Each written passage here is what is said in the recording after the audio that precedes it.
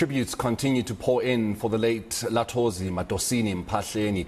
Artscape CEO Marlene Le Roux also worked closely with the musical icon, and she joins us now live from the Netherlands. A very good morning to you, Marlene, and thank you so much for your time.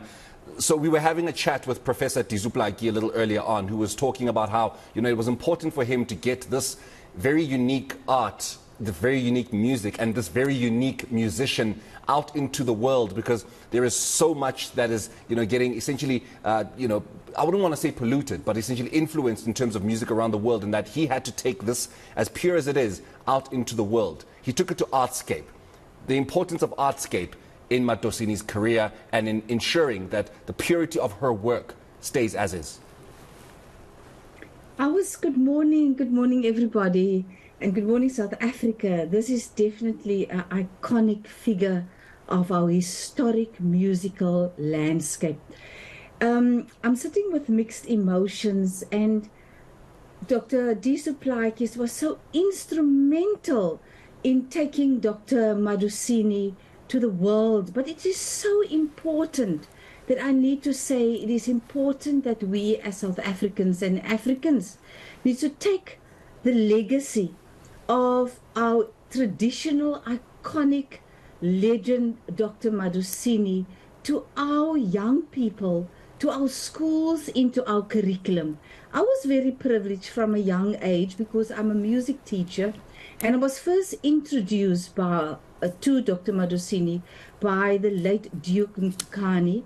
I was studying in the 80s at the University of the Western Cape as a music student, and the late Duke Nkani was a jazz musician, a music teacher, a choral master. Said to me, Marlene, as a young girl, no, you need to meet the real musicians.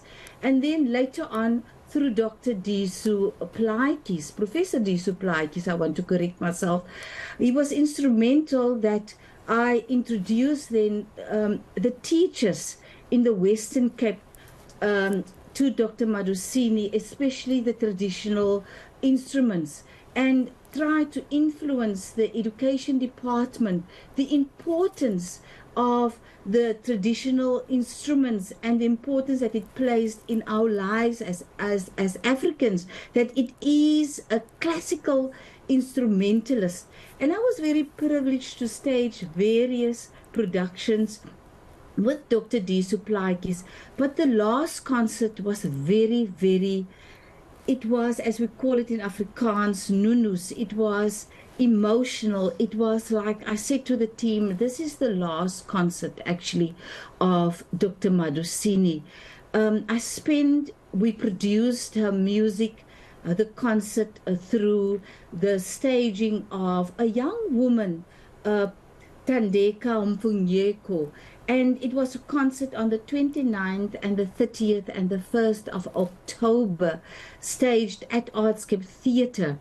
And that week was such a special week, because she was full of life and she shared her stories, and we could feel the emotion. So it was like we were treading on sacred places and sacred movements through Dr. Madosini. And I said to Thandeka, you know what is happening here? We could feel she was handing over the baton to this young woman, Thandeka, and to the younger generation. It's now up to them and up to us to keep this legacy alive and not speaking only of it. And that Professor Dizuplaki, who is currently based at UCT, keep this music alive through the archives, through the music, through the education department, that music must be a subject and part of the curriculum, should be transcribed and be part of the education department. Music, like Dr. Madosini has made, should not just be a module, should be played and should be read by students as well, of universities, in schools all over. Thank you so much. Yeah, Marlene, I want to stay with this theme, because we're actually having a conversation with the professor Plaiki, about how sometimes it seems as though those that have contributed significantly to music in the broader spectrum, classical music, the earliest form of jazz, we don't recognize them as much in South Africa as they are recognized across the globe. When you look and you have a tally of the people that Madosinini has performed alongside, it makes one wonder, why has she not been honored in the highest forms? Surely she's supposed to have statues erected in her name across the country, just simply being able to take the music to just this global platform and introduce it to the different forms of artists. And yet we find ourselves not doing so. So then how do we start preserving, and how do we practically pass on the baton? Because I tell you one thing, it will be very sad one day, Marlene, that a younger generation or an 18-year-old or 16-year-old get asked, who's Madosinini? And nobody can articulate who she was or her contribution to music. And yet we call ourselves a musical country. So how do we practically translate that so that she does not form part of those greats that are great outside of the country, but in South Africa, she forms part of those that are forgotten?